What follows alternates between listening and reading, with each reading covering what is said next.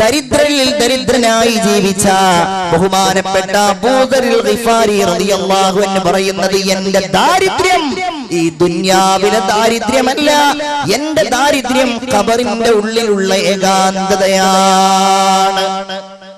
ഏതായാലും സഹോദരന്മാരെ, ഈ ഖബറിന്റെ ഉള്ളിൽ അല്ലാഹു തആല ഒരുപാട് കാലം മനുഷ്യരെ താമസിപ്പിക്കും.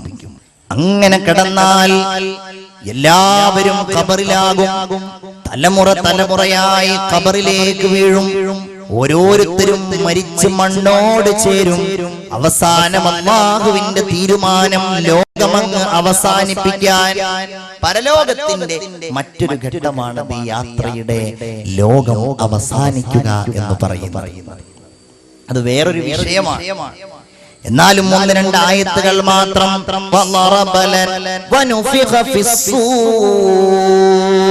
സൂറെന്ന കാഹളത്തിൽ ഊതപ്പെട്ട് കഴിഞ്ഞാൽ അല്ലാഹുവിന്റെ മലക്ക് ഇസ്രാഫീൽ അലൈഹിസ്സലാത്തു വസ്സലാം സൂറെന്ന കാഹളത്തിൽ വയഖൂലൂന മതാ ഹാദൽ വഅദു ഇൻ കുൻതും സ്വാദിഖീൻ.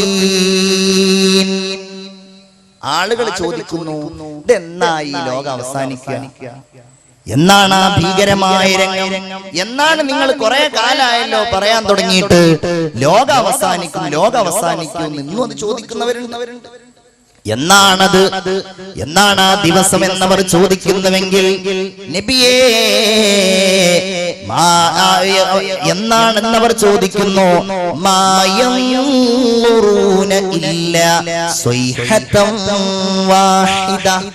സൂറത്ത് യാസീനാണ്. ഘോരമായ ഒരു അട്ടഹാസമല്ലാതെ മറ്റൊന്നും അവർ പ്രതീക്ഷിക്കുന്നില്ല. തഅഖുദുഹും വഹും യഖ്സിമൂൻ. ഭൗതികമായ കാര്യങ്ങളിൽ അവരിങ്ങനെ തർക്കിച്ചുകൊണ്ടിരിക്കെ അല്ലാഹു തആലയുടെ ഈ നിശ്ചയം അവരെ പിടികൂടുന്നതാണ്. അഥവാ ലോകം അവസാനിച്ചു അല്ലേ? വല്ലാത്തൊരു ഭീകരമായ രംഗം. ഖുർആൻ വല്ലാത്ത വിഹ്വലത നിറച്ചുകൊണ്ടാണ് അത് അവതരിപ്പിച്ചിട്ടുള്ളത്. മരണപ്പെട്ടു പോയവർക്കും ജീവിച്ചിരിക്കുന്നവർക്കും എല്ലാം അതിന്റെ കെടുതികൾ ഉണ്ടാകും. ഇദാ സുൽസിലത്തിൽ അർളു സിൽസാലഹാ. ഭൂമി ഇങ്ങനെ പ്രകമ്പനം കൊള്ളുന്നു. വഅഖ്റജത്തിൽ അർളു അസ്ഖാലഹാ. ഭൂമി അതിന്റെ ഭാരങ്ങളെല്ലാം പുറത്തേക്ക് വലിച്ചെറിയുന്നു. അങ്ങനെയായിരിക്കും ഭൂമിയെ അല്ലാഹു തആല നിശ്ചയിക്കുന്നത്. ഭൂമി ഇങ്ങനെ പ്രകമ്പനം കൊള്ളുന്നു. ജിന്നുകളും മനുഷ്യരും എല്ലാവരും ബേജാറാകുന്നു.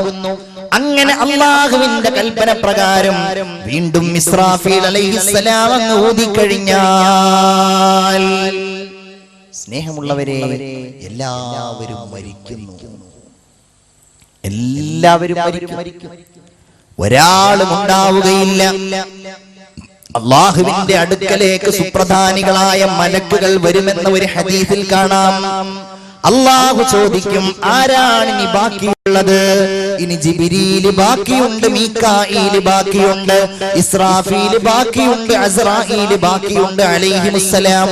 ഓരോരുത്തരെയായി അല്ലാഹു തആല മരിപ്പിക്കും. കുല്ലു മൻ അലൈഹാ ഫാൻ വയബ്ഖാ വജ്ഹു റബ്ബിക ദുൽ ജലാലി വൽ ഇക്റാം. ശ്രദ്ധിക്കണേ പ്രിയപ്പെട്ടവരെ, അല്ലാഹു മാത്രം ബാക്കിയാകുന്നു. ഇനി ഒരാളുമില്ല. രാജാതിരാജനും സർവാധിനാഥനുമായ ഈ ലോകത്തിന്റെ സൃഷ്ടാവും സംഹാരകർത്താവുമായ രാജാതിരാജനായ അല്ലാഹു റബ്ബുൽ ഇസ്സത്ത് ആകാശഭൂമികളെ ചുരുട്ടിപ്പിടിച്ചുകൊണ്ട് ചോദിക്കുമെന്നാണ് ലിമനിൽ മുൽക്കുൽ യൗം. ഇന്നത്തെ അധികാരം ഇനി ആർക്കാണ്? ഇനി ആർക്കാണ്? കുറെ ആളുണ്ടായിരുന്നല്ലോ ഇവിടെ, ഭരണാധികാരികൾ, രാജ്യം ഭരിച്ചവരുണ്ടായിരുന്നല്ലോ, ഞാനാണ് റബ്ബെന്ന് പറഞ്ഞവരുണ്ടായിരുന്നല്ലോ. എവിടെയാണവർ? ലിമനിൽ മുൽക്കുൽ യൗം. ഇന്നത്തെ അധികാരം ആർക്കാണ്? ഒരേ ഒരു മറുപടിയേ അതിനുള്ളൂ, ലില്ലാഹിൽ വാഹിദിൽ ഖഹാർ. ഏകചക്രാധിപതിയും പരമാധികാരിയുമായ അല്ലാഹു തമ്പുരാന് മാത്രമാകുന്നു ആ അധികാരമുള്ളത്. ഒന്ന് ആലോചിച്ച് നോക്കൂ മുഅ്മിനീങ്ങളെ, നമ്മൾ അതൊക്കെയാണ് പേടിക്കേണ്ടത്, അതൊക്കെയാണ് നമ്മൾ ഭയത്തോടെ കാണേണ്ടത്. ഇദശ്ശംസു കുവ്വിറത് വഇദൻ നുജൂമു കദറത്. ഈ സൂറത്ത് അങ്ങ് ഓതി ബോധരഹിതനായി വീണു സയ്യിദുനാ ഉമർ ഇബ്നുൽ ഖത്താബ്. കാരണം എന്താ? അത് ഖിയാമത്ത് നാളിനെ കണ്ണിൽ കാണുന്നത് പോലെ അവതരിപ്പിക്കുന്ന സൂറത്താണ്. റസൂലുള്ളാഹി പറഞ്ഞു, സ്വഹാബികളെ, എങ്ങനെയാണ് ഈ ഭൗതികമായ ലോകത്ത് ഞാൻ സുഖാഡംബരങ്ങളിൽ ജീവിക്കുന്നത്? റസൂലുള്ളാഹി ചോദിക്കുകയാണ്. അവിടുന്ന് അങ്ങനെ ജീവിച്ചിട്ടില്ല, അവിടുന്ന് അങ്ങനെ ജീവിച്ചിട്ടേ ഇല്ല. കാരണം പറയാൻ, കാരണം എന്തുകൊണ്ടെന്നാൽ സൂറെന്ന കാഹളത്തിൽ ഊതാൻ വേണ്ടി ഏൽപ്പിക്കപ്പെട്ട മലക്ക് ആ കാഹളം ഇങ്ങനെ ചുണ്ടോട് ചേർത്ത് പിടിക്കുകയും അള്ളാഹുവിന്റെ കൽപ്പന വരുന്നതിന് വേണ്ടി ചെവി കൂർപ്പിച്ച് നെറ്റി ചുളിച്ചുകൊണ്ടിരിക്കുകയും ചെയ്യുന്നത് കാണുമ്പോ കൈഫ അൻഉമു ഫിദ്ദുനിയാ, എങ്ങനെയാണ് ഈ ഭൗതികമായ ലോകത്ത് ഞാൻ സുഖിക്കുന്നത്? എല്ലാവർക്കും വലിയ സങ്കടമായി. നബിയേ, ഞങ്ങൾ എന്തു ചെയ്യണം, ഞങ്ങൾ എന്തു ചെയ്യണം, ഞങ്ങൾ എന്തു പറയണമെന്നാണ് അങ്ങ് പറയുന്നത്? അല്ലാഹുവിന്റെ റസൂല് മറുപടി പറഞ്ഞു, സ്വഹാബികളെ, നിങ്ങൾ പറയണം, ഹസ്ബുനല്ലാഹ്, ഞങ്ങൾക്ക് അല്ലാഹു മതി എന്ന് നിങ്ങൾ പറയണം. അങ്ങനെ നിങ്ങൾ സമാധാനം കണ്ടെത്തണമെന്ന് ഹബീബായ നബി മുഹമ്മദ് മുസ്തഫ. അങ്ങനെ എല്ലാം അവസാനിക്കും, എല്ലാം കെട്ടടങ്ങും. എല്ലാം ശാന്തമായി അല്ലാഹു തആല മറ്റൊരു ലോകമായി ഈ ലോകത്തെ പരിവർത്തിപ്പിക്കും. അതാണ് മഹ്ശർ എന്ന് പറയുന്നത്. മുഅ്മിനീങ്ങളെ, അതൊക്കെ ഒരു വലിയ വിശദീകരിക്കപ്പെടേണ്ട ഒരു സംഗതിയാണ്. ഞാൻ ചുരുക്കി 1-2 വാക്കുകളിൽ മാത്രം പറയുകയാണ്. അവിടെയുണ്ടല്ലോ നമ്മുടെ രണ്ടാം ജന്മം. രണ്ടാം ജന്മം എന്ന് പറയുന്നത് പരലോക വിശ്വാസത്തിലെ ഏറ്റവും ഉന്നതമായ ഒരു വിശ്വാസമാണ്. നിങ്ങൾ ഈ ലോകത്ത് പിറന്നിട്ടുണ്ടെങ്കിൽ, നിങ്ങൾ ഈ ലോകത്ത് ജനിച്ചവരാണെങ്കിൽ, അല്ലാഹു തമ്പുരാൻ നിങ്ങളെ രണ്ടാമതുണ്ടാക്കുക തന്നെ ചെയ്യും. അത് വിശ്വാസമാണ്.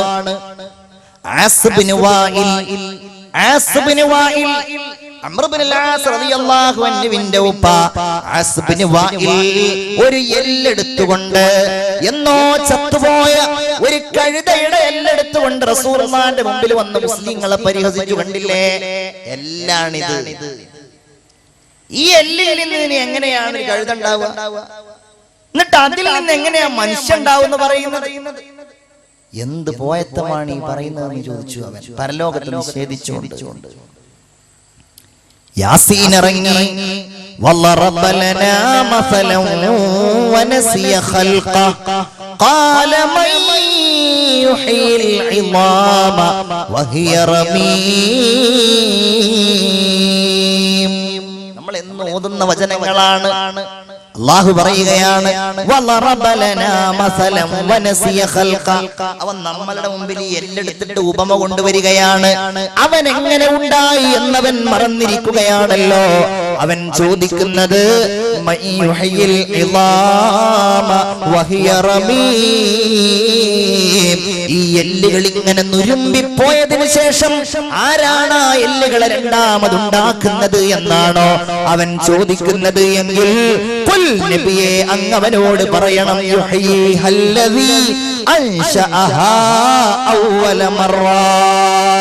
ഓരോ വ്യക്തിയെയും ആദ്യമായിട്ടുണ്ടാക്കിയതാരാണോ ആ അല്ലാഹു തന്നെ അവരെ രണ്ടാമതും ഉണ്ടാക്കുന്നതാണ്.